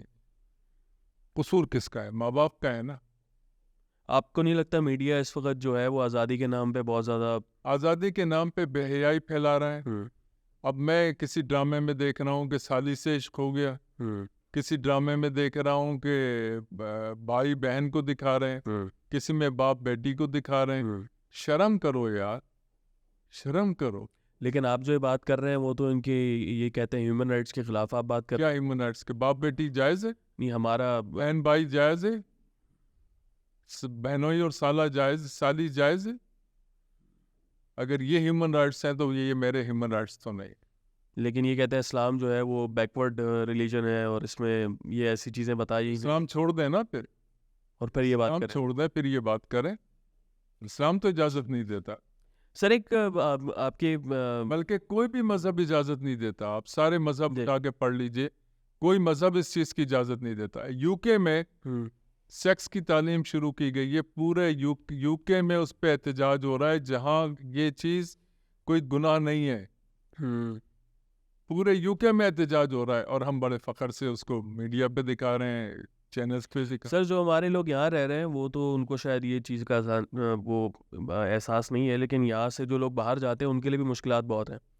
جیسے کہ میں بات کروں مغربی ممالکہ جتنی بھی ہے, وہاں پہ آج کل ایک نیا جو ٹرینڈ آپ دیکھ رہے ہیں LGBT کا, تو اس حوالے سے نہ یہاں ہے وہ ان کی جو بچے وہاں پہ رہیں گے تو ان کے بعد تو ان کے ساتھ بھی یہی چیزیں انہوں نے سیکھنی ہے, اور لیکن یہاں رہ کے بھی ہمارے کچھ لوگ ہیں جو ان چیزوں کو سپورٹ کر رہے ہیں. یہی تو مسئلہ ہے. نہ یہاں سکون آواز اٹھاتے ہیں, جی آواز اٹھاتے ہیں تو وہ کہتے ہیں پہلے اپنے ملک میں تو ٹھیک کر لو. کیا جواب ہے آپ؟ آزادی آپ کی نظر میں کیا ہے سر؟ اس سے آزادی کا نام یہ ہے کہ آپ بیائی پھیلائیں, یا پھر آزادی کا نام لمٹ میں رہ کے اپنی حدود میں رہ کے کام کرنا ہے؟ دیکھیے, آزادی اور حرام کاری اس میں فرق ہے. آزادی آپ کو ضرور ہونی چاہیے. میں آپ کو پسند کرتا ہوں, آپ مجھے پسند کرتے ہیں, ہم دوست ہیں, بہت اچھے دوست ہیں, بہت ہی اچھے دوست ہو سکتے ہیں, لیکن اس کا مطلب یہ نہیں کہ ہم ان حدوں کو تجاوز کر جائیں. کوئی لڑکی مجھے پسند آئی یا میں کسی لڑکی کو پسند آیا, ہماری دوستی ہے, تعلق ہے, واسطہ ہے, مگر یہ نہیں کہ ہم ان حدوں کو پار کر جائیں. یہ آزادی نہیں ہے.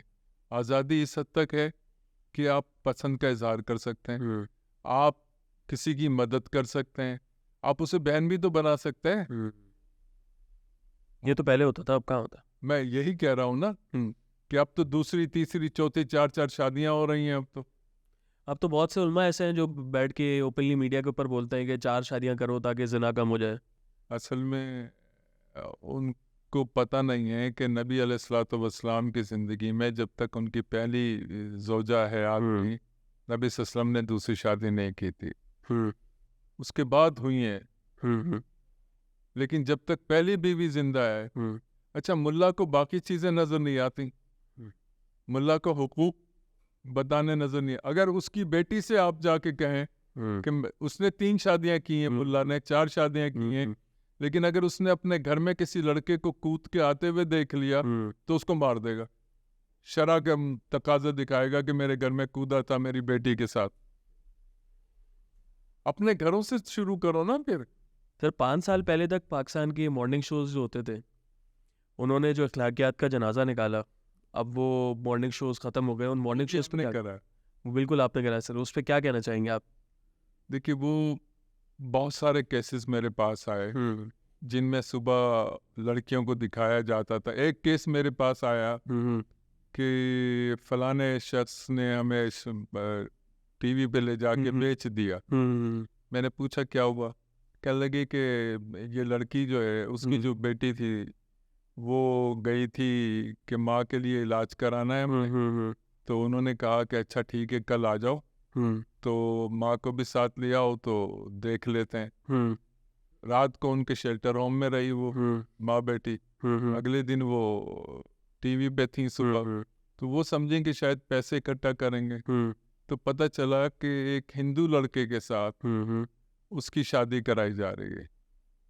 انہوں نے بہت انکار کیا، مگر وہ چونکہ خوف ہوتا ہے پھر کہ بھئی یہاں سے مار نہ دیں، یہ وہ ہوئی. پھر ہم نے اس کی طلاق کروائی.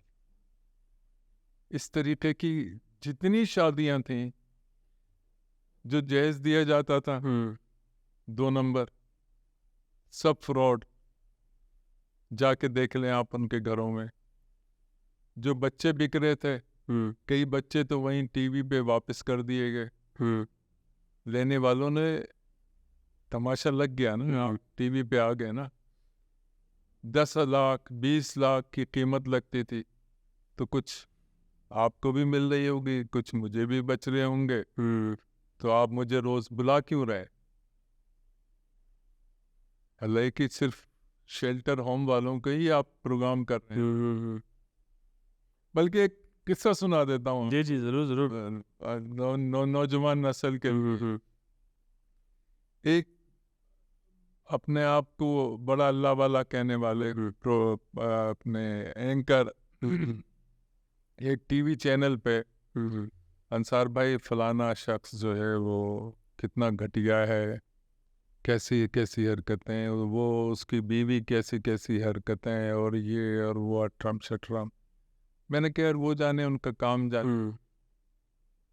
ہفتے 10 دن 15 دن کے بعد میں نے دیکھا کہ وہ ان کے شیلٹر ہوم میں کھڑے ہوئے کہ دنیا کا ایسا لگتا تھا کہ سب سے زیادہ شریف ترین شیلٹر ہوم کا جو مالک ہے وہ یہی ہے، جس کے لیے ہفتہ پہلے 10 دن پہلے وہ یہ بات کر رہے تھے کہ کس قدر گھٹیا ہیں دونوں، کس حد تک گرے ہوئے ہیں میاں بیوی. اور وہاں کھڑے ہو کے ٹی وی پہ تو، اور پھر نبی کے نام پہ آنسو بھی بہا رہے ہو. یار یہ آنسو تمہیں روز قیامت وہاں جوتے اتنے پڑیں گے کہ یاد کرو گے. میں نے پھر ان کے پروگرام میں جانا چھوڑ دیا. میں نے کہا نہیں، منافقت نہیں، منافقت مجھے پسند نہیں ہے. اب تو یہ ہوتا ہے نا، آپ بیٹھے ہوئے ہو بڑے اچھے ہو، آپ اٹھ کے گئے تو آپ کی پوری کہانی جو کبھی آپ کو بھی نہیں پتا ہوگی زندگی میں، وہ بھی سنا دی جاتی. تو منافقت میرے پاس. سر آپ نے جو ہے وہ اجمل قصاب کی باڈی جو ہے انڈیا کو واپس پہنچانے میں یہاں پہ منع کر دیا گیا تھا دینے کے لیے، پھر آپ نے جو کوششیں کی اس کے بعد جو ہے وہ آپ کو نہیں لگتا کہ جو ہے وہ کسی کے ساتھ ہیومن رائٹس بھی ان کو دینے چاہیے جو شاید ہیومن کہلانے کے لائق ہوں؟ نہیں، اگر وہ زندہ ہوتا تو میں اس کی حمایت نہ کرتا، لیکن چونکہ مار دیا گیا تو اس کے بعد پھر اس کی باڈی جو ہے وہ اس کو اس کے مذہب کے طریقوں کے مطابق تدفین ہونی چاہیے. اور اگر اس کے ماں باپ ہیں تو باڈی ان کو ملنا چاہیے. یہ بھی ہیومن رائٹس کا تقاضا ہے. مر گیا نا, اپنی منزل کو, سزا کو پہنچ گیا, بالکل, لیکن اب اس کی باڈی جو ہے یہ اس کے لواحقین کی ذمہ داری ہے کہ ان کو تدفین کرنی چاہیے. اب وہ پاکستانی تھا یا نہیں تھا, لیکن چونکہ نام پاکستانی تھا, ذکر پاکستان کا تھا, تو پھر پاکستان سے کوئی تو کھڑے ہو کے بولے گا کہ بھئی باڈی تو والدین کے پاس ہونی چاہیے. سر اس میں مسنگ پرسنس جو ہوتے ہیں اس کے بارے میں ہم کچھ اور سنتے ہیں میڈیا پہ, لیکن شاید حقائق کچھ اور ہے. مسنگ پرسنس کیا اب بھی ہو رہے ہیں, یا جو ہو چکے ہیں صرف ان کے اوپر بات ہو رہی ہے, ان کے اوپر کیسز ہو رہے ہیں؟ مسنگ پرسنس میں دو چیزیں ہیں. ایک تو یہ کہ مخبر کی غلط اطلاع پہ کسی ادارے نے کسی کو اٹھا لیا ہے, نمبر 1. سب یہ جی جی جی بالکل, مخبر نے غلط اطلاع دی, مخبر کو کچھ پیسے مل گئے, اس نے ذاتی دشمنی بھی ہو سکتی ہے. ذاتی دشمنی بھی ہو سکتی ہے, پیسے بھی مل سکتے ہیں. دوسرا یہ ہے کہ کچھ لوگ صحیح اٹھائے گئے ہیں, طریقہ کار غلط ہے. اگر کوئی شخص ملک دشمن ہے, وطن دشمن ہے, تو اس کی فیملی کو آپ اعتماد میں لے لیں, اس کو ایک موقع دیں کہ وہ اپنے اصلاح کر سکے. اگر پھر بھی نہیں اصلاح کرتا ہے تو جو اس کی سزا ہے وہ اس کو ملنی چاہیے.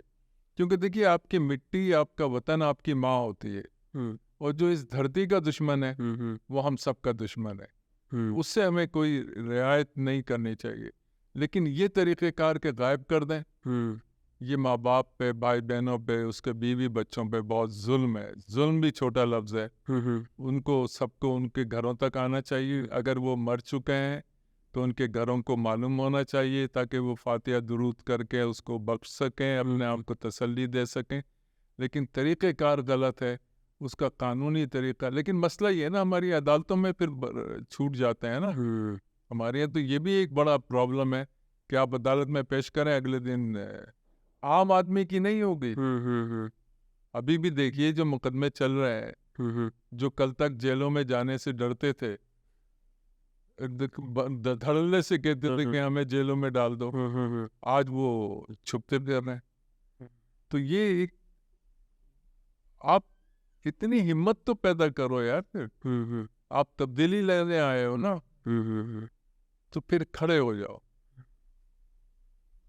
تو یہ لوگ چھپ کے جو کام کرتے ہیں وطن کے خلاف, یہ ایک بڑا غلط طریقہ کار ہے. یہ نہیں ہونا چاہیے. اور آپ کی نظر میں ملک کی باؤنڈری جو ہے وہ ایک باؤنڈری ہے جو ہے وہ ایک ماں ہے, ایک دھرتی ہے. لیکن سر ایک مخصوص طبقے کے ساتھ ہی کیوں مسنگ پرسن کے قصے ہم سنتے ہیں؟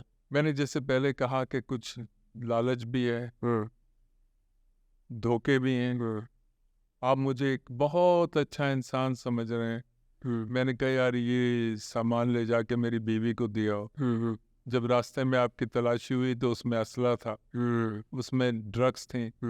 تو اب آپ ہو تو بے گناہ, یہ مجھے پتا ہے. جی جی, جو آپ سے یہ کام کروا رہا ہے اس کو پتا ہے, جی, لیکن جس نے پکڑا ہے اس کو نہیں پتا, اس کو تو نہیں پتا نا.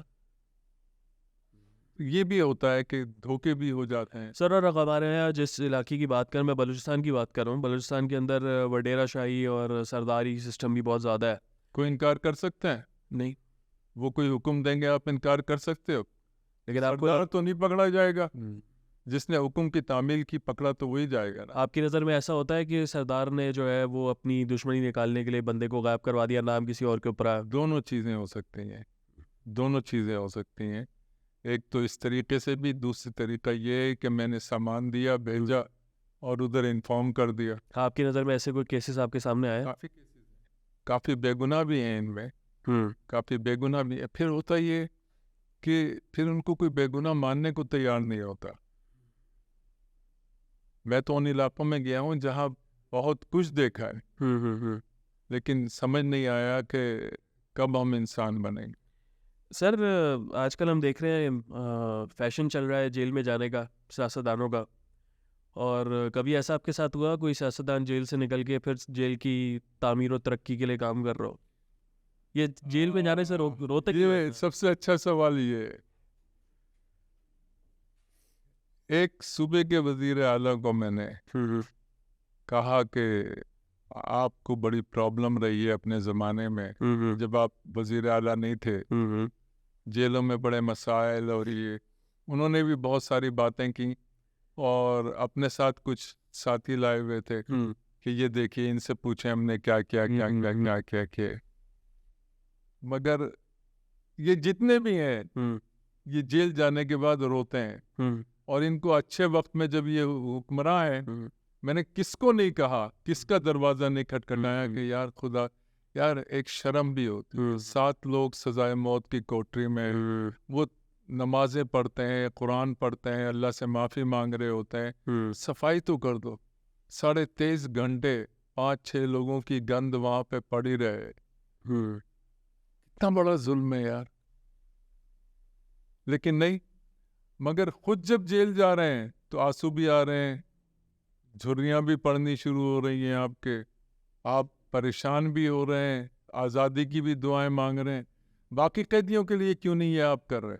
सर ए क्लास, बी क्लास, सी क्लास का क्या कॉन्सेप्ट है? देखिए बी क्लास में आपको पलंग भी मिलता है, पंखा भी मिलता है और मज़ेदार बात बताऊं, आज शायद लोगों को पता नहीं होगा कि एक बर्दाश्ती भी मिलता है। अच्छा। और बर्दाश्ती कौन होता है? उसी जेल का कैदी, उसी जेल का कैदी। आप जो हुक्मरानों की बात करते हैं, आप जो इंसाफ की बात करते हैं, आप जो बड़े बड़े दावे करते हैं, आपका बर्दाश्ती कौन है? उसी जेल का एक कमजोर कैदी।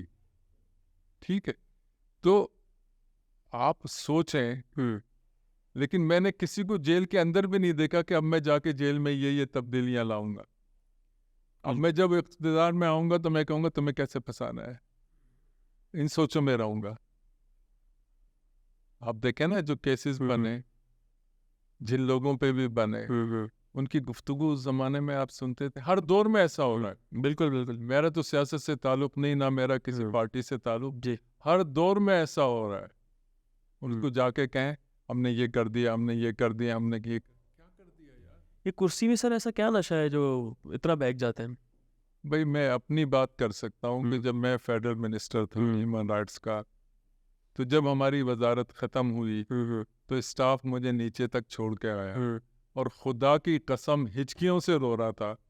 उनका कहना यह था कि बहुत वजीर आए, बहुत वजीर गए, हमने सबके साथ, लेकिन जो मज़ा आपके साथ आया वो हमें किसी के साथ नहीं आया। तो मैंने कोशिश ये की कि रब ने जो मुझे दिया है ये शायद मुझे मज़ीद करीब लाना चाहता है, मज़ीद मुझे कुछ बख्शना चाहता है, मज़ीद इंसान बनाना चाहता है। तो मैंने वही कोशिश की। लेकिन जब आप वज़ीर बनते हैं ना तो कुछ लोग भी आपको चढ़ा देते हैं, अरे आप ये कैसे जा रहे हैं, आपने ये क्या किया हुआ है, आप इस गाड़ी में क्यों जा रहे हैं? यार वज़ीर अल्लाह के बन जाओ, सब ठीक हो जाए। सर हम देखते हैं पहले ये होता था कि ख़वातीन के साथ जो है वो ज़्यादती होती थी। जेल की बात करें तो अक्सर सुना करते थे कि जो है वो जेल के अंदर फला ख़वातीन के साथ ज़्यादती हुई, और आपने अभी इसका जिक्र भी किया फिर क्या क्या होता है। लेकिन आजकल हम देख रहे हैं जो है वो ख़वातीन तो छोड़े, जो है वो लड़के जो हैं उनके साथ भी ज़्यादतियाँ हो रही हैं और ऐसी ऐसी जगहों पे हो रही है। आज नहीं, ये हमेशा से होता है। मीडिया पे अभी आ रहा है। मीडिया पे मैंने नहीं देखा, लेकिन ये हमेशा से होता चला आ रहा है। होता ये है कि एक जवान लड़का जेल गया, अब वो 15 साल से 20 साल से जेल में है और साथ सो रहे हैं सारे। पलंग तो नहीं है ना, ये तो सी क्लास के, बी क्लास में पलंग मिलता है, साथ सो रहे हैं। तो इंसान बहक जाता है, बहक तो जाता है। लेकिन सर मदरसे जैसी जगह पे तो नहीं बहकना चाहिए। मुल्ला मदरसे में थोड़ी होता है, अल्लाह कहाँ होता है? अल्लाह होता है ना, मुल्ला तो नहीं होता ना मदरसे में। मुल्ला तो बाहर मुल्ला है, मदरसे में तो मुल्ला नहीं है ना वो।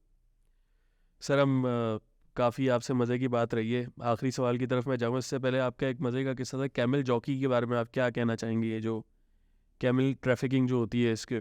देखिए ये पूरे खलीज ममालिक में होती थी, पूरे खलीजी। आप मुस्लिम ममालिक की बात कर रहे हैं? मुस्लिम ममालिक, सारे मुस्लिम ममालिक में।